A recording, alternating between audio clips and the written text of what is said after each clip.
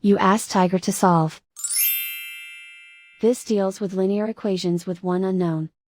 The final result is x equals 2000. Let's solve it step by step. Group all constants on the right side of the equation. Subtract 25,000 from both sides. Group like terms. Simplify the arithmetic.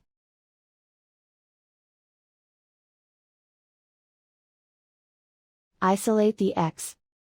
Divide both sides by negative 12.5.